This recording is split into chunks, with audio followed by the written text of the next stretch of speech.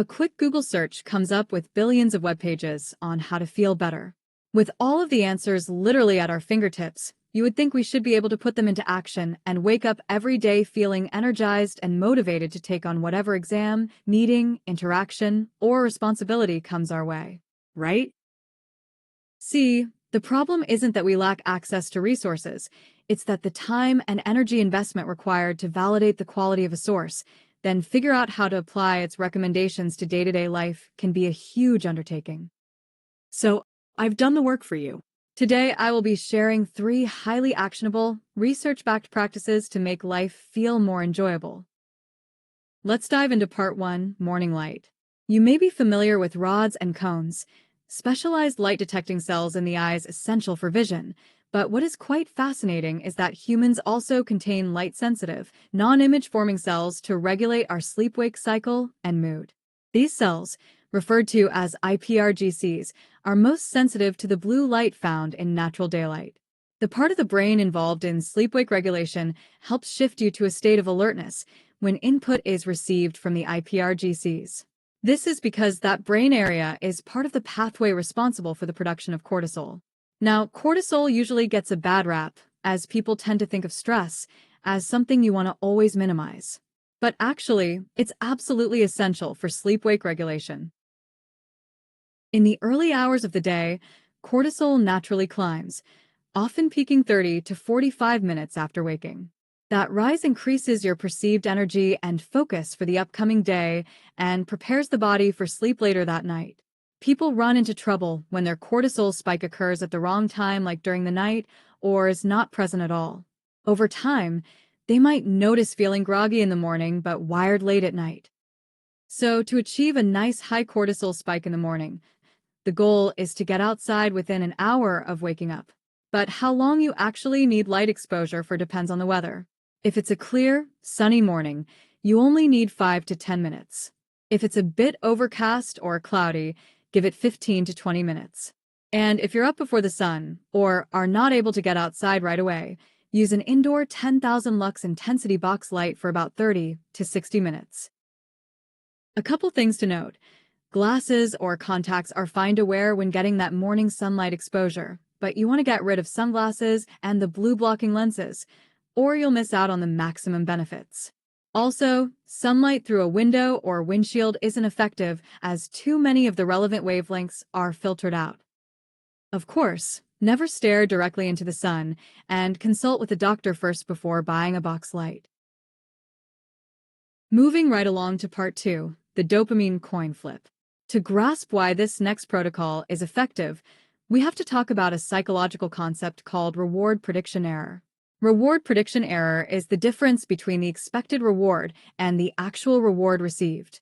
When you expect a reward, you are highly motivated to go get it, and when you actually get it, you get a huge dopamine spike to reinforce that behavior. It feels great, but here's the trap we fall into. We end up stacking all these things we like when engaging in a particular activity. Let's say whenever you go for a run, you listen to your favorite music and drink an energy drink that you really enjoy. The music and drink raise your brain's dopamine baseline, which isn't inherently an issue, but you end up creating the exact same predictable dopamine spike when you engage in the same enjoyable activities every single time you run. Eventually, if you always blast the music, the run itself is going to start to feel like a chore without it. Your brain just expects the stack. So, how do we fix this without stripping everything out of our lives? We mix it up. We keep the dopamine spikes unpredictable. And here's where the coin flip comes into play.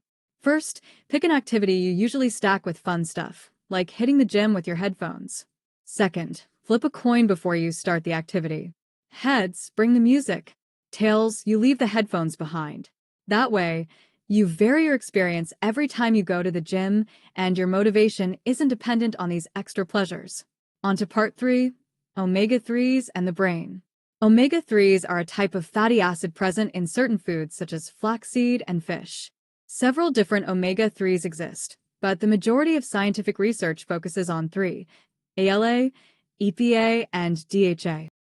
ALA must be obtained from the diet as it cannot be formed in the human body. And while ALA can be converted into DHA and EPA, the conversion efficiency is very low, so consumption of EPA and DHA is the most practical way to increase levels of these fatty acids in the body. Now that we know more about omega-3s, let's get into what science says about their effects on the brain. While there aren't any definitive guidelines with regard to recommendations for omega-3 intake for preventing and treating mood disorders, some studies suggest that derivatives of EPA found in brain tissue could have an impact on depressive symptoms due to their anti-inflammatory properties. Research out of Emory University suggests that depressed individuals who are overweight and have elevated inflammatory activity may be particularly good candidates for EPA treatment. In clinical practice, children and adolescents with depression are sometimes recommended omega-3 supplementation. So, what doses of omega-3s are recommended? Once again, there isn't a consensus when it comes to omega-3s for the prevention and treatment of mood disorders. In his practice, one psychologist recommends consuming 1 to 2 grams of EPA and DHA per day, with at least 60% of that combination being EPA for major depression. However, he suggests that caution regarding omega-3 dosages needs to be exercised in individuals with bipolar depression. Now, let's get practical. Beyond their potential mood effects, omega-3s do have well-documented health benefits, including reducing the risk of heart disease and strokes, so some people consider including them in their diet through food and/or supplements. The dietary reference intakes developed by the Food and Nutrition Board of the Institute of Medicine lists the adequate intake for omega-3s per day as 1.6 grams for healthy males older than 14 and 1.1 grams for healthy females ages 14 and older who are not pregnant or have recently been pregnant. As a quick reminder, while fish oil side effects are pretty rare, reactions are possible and you should run it by your doctor before starting a new supplement. That's all for today, but we've only really scratched the surface of these fascinating topics. I encourage you to be curious, to ask why, and to seek out more information on the topics that interest you. Thank you for watching.